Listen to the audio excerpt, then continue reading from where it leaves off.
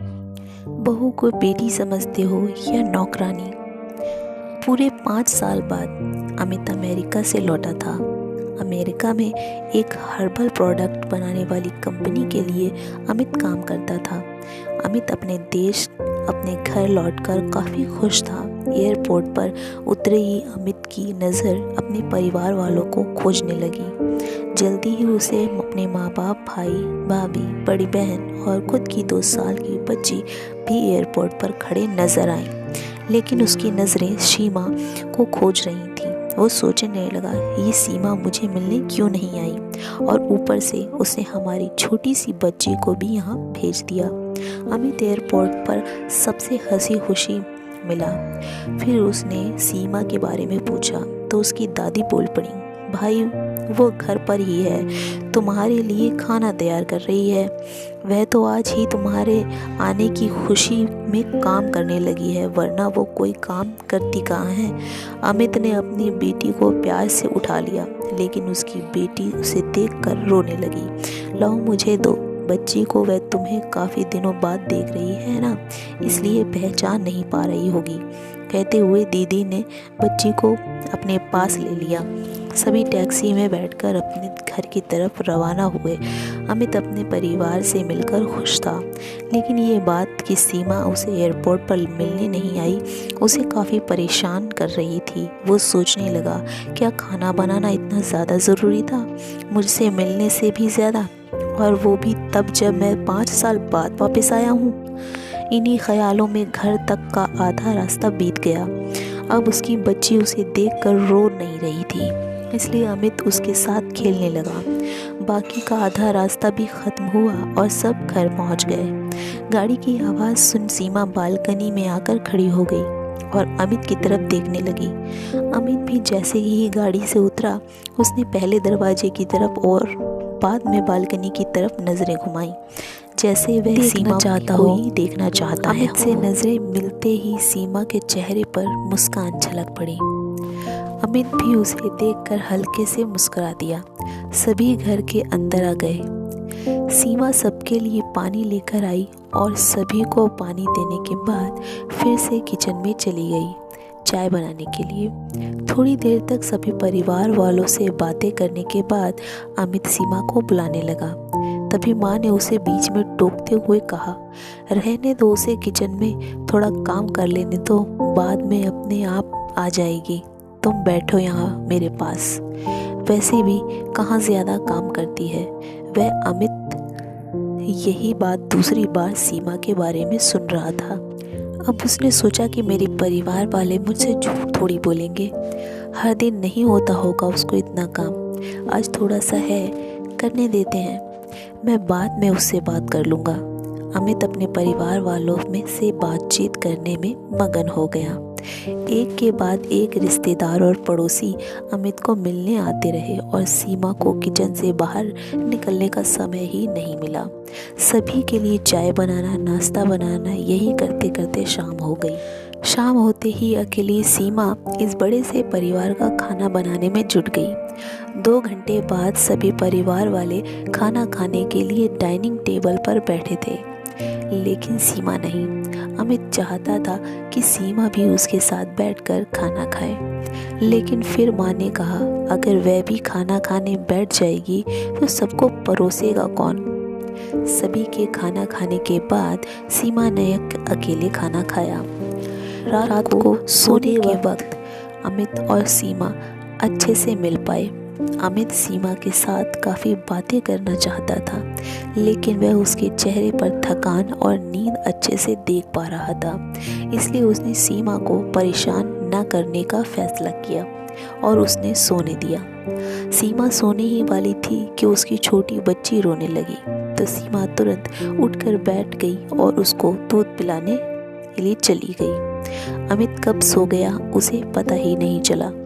जब सुबह बच्चे के रोने की आवाज़ आने लगी तो अमित उठा और सीमा को पुकारने लगा। जब सीमा पास नहीं दिखी तो उसने बच्चे को चुप कराया और फिर से सुला दिया।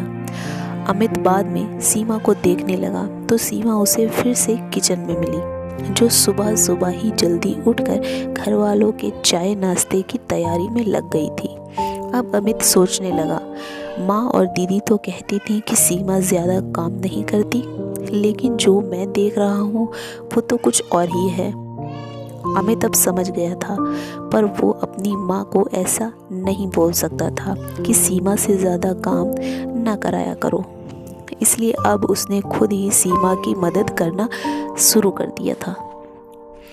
अमित के हाथ बटाने से सीमा को थोड़ा अच्छा लगने लगा था। पहले जहाँ उसका चेहरा थकान से उतरा रहता था, अब उस पर थोड़ी थोड़ी चमक आने लगी थी। अमित ने कुछ दिनों में ही ये महसूस कर लिया था कि सीमा अब वो सीमा नहीं रही थी जिसे अमित शादी करके लाया था। वो तो कोई और थी, जो तोते की तरह बोलती थी, और ये सीमा तो बिल्कुल चुप है, गुमसुम है। ऐसा लगता है जैसे किसी के दबाव में हो, किसी डर की वजह से सहमी हुई हो। अमित सीमा को उसके काम में और ज़्यादा मदद करने लगा। अमित को ऐसा व्यवहार अब घर वालों को खटकने लगा। घर के सभी बड़ों और उसकी दीदी ने मिल के अमित को समझाया, तुम अपनी बीवी की मदद करते हो तो उससे हमें कोई ऐतराज़ नहीं है, लेकिन तुम्हें भी एक हद तक ही ऐसा करना चाहिए। जब तक कोई तुमसे ऐसा करता है ना, कोई तुम्हें देख रहा हो ना देख रहा हो, तब तक सब ठीक है। लेकिन जब कोई तुम्हें बीवी के होते हुए बर्तन धोते देखे तो वो अच्छा थोड़े ही लगता है। और सोचो, आगे चलकर सीमा को तुम्हारे हेल्प की आदत पड़ गई तो तुम्हारा अपने काम में ध्यान लगाना मुश्किल हो जाएगा। अमित को हमेशा से ही अपने परिवार वालों की बात आया था। जिस तरह से सबने अमित को समझाया था, अमित भी उनकी बातों में आ गया। अब अमित सीमा की मदद करने से कतराता था। कभी कभार वह बच्ची के लिए दूध गर्म कर लिया करता, उससे ज़्यादा कुछ नहीं। घर वालों ने अमित को विदेश जाने से मना कर दिया और कहा कि यहीं पर कुछ काम कर लो। अमित ने अब घर से ही हर्बल प्रोडक्ट ऑनलाइन बेचना शुरू कर दिया। उसका परिवार में बढ़ गया। अब उसे 2 बेटियां और 1 बेटा था। दोनों बेटियां स्कूल जाने लगी थीं, लेकिन बेटा अभी भी छोटा था। जितना अमित कमाता था उतना सबके लिए काफ़ी न था। काफ़ी सोच विचार करने के बाद अमित ने ये फैसला किया कि वह अब सीमा के साथ शहर में जाकर रहेगा, जहाँ पर सीमा भी काम कर पाएगी और वह घर से ही अपने हर्बल प्रोडक्ट बेचना शुरू रखेगा। इस तरह से वे अपने पैसों की तंगी को पूरा करेंगे। परिवार वालों ने भी अमित को इजाज़त दे दी। अमित चाहता था कि माँ भी उसके साथ रहे, लेकिन माँ को शहर में आना मंजूर न था। माँ बड़े भाई के साथ रहने लगी। शहर में अब सीमा नौकरी करती और अमित घर से ही ऑनलाइन अपने प्रोडक्ट बेचता। कई साल ऐसे ही बीत गए। सीमा घर का काम और बाद में बाहर का काम करके पहले से भी ज़्यादा थकी थकी रहने लगी। परिवार वालों की अमित के दिमाग में डाली बात अभी भी उस पर असर करती थी। वह यहाँ पर भी सीमा का हाथ ना बटाया करता। अमित अब दिन रात अपने प्रोडक्ट बेचने में ही व्यस्त रहता। कभी कभी सीमा उससे कहती कि मुझे अच्छा नहीं महसूस हो रहा है, मुझे डॉक्टर के पास ले चलो। वो हाँ कह देता, लेकिन अपने काम में इतना खो जाता कि कभी उसको डॉक्टर के पास ले ही नहीं जाता। सीमा तो बीमार थी, लेकिन एक बार अमित बहुत ज़्यादा बीमार हो गया। इतना बीमार हो गया कि उसे अस्पताल में भर्ती करवाना पड़ा। अस्पताल में अमित के पास सिर्फ सीमा थी और कोई नहीं। इतना बीमार होने के बाद भी उसके परिवार वाले सिर्फ उससे मिलकर वापस अपने घर चले गए थे। उसका सहारा बनने के लिए, उसकी तकलीफ़ बांटने के लिए कोई भी उसके साथ नहीं था। बिस्तर पर पड़े और शारीरिक तकलीफ़ से गुजर रहे अमित को अपनों का ऐसा व्यवहार बहुत तकलीफ़ दे रहा था। फिर वह सोचता कि उसने भी तो सीमा के साथ ज़िंदगी भर यही किया है। क्या वो सीमा का जीवन साथी सिर्फ नाम मात्र का ही नहीं था? जब साथ देने की बारी आती थी तो उसने दूसरों के बहकावे में आकर उससे किनारा कर लिया था। यहाँ तक कि सीमा के खुद अपने मुंह से कहने के बाद भी उसकी तकलीफ़ को वो नज़रअंदाज करता आया था। अमित को अब अपना दर्द सीमा के दर्द के आगे मामूली सा लगने लगा। उसके दर्द को ना बांटकर उसने बहुत बड़ा गुनाह किया हो, ऐसा उसे लगने लगा था। पश्चाताप के आंसू अमित की आंखों से बहने लगे। उसने अपनी सारी गलतियों और गुनाहों के लिए सीमा से माफ़ी मांगी।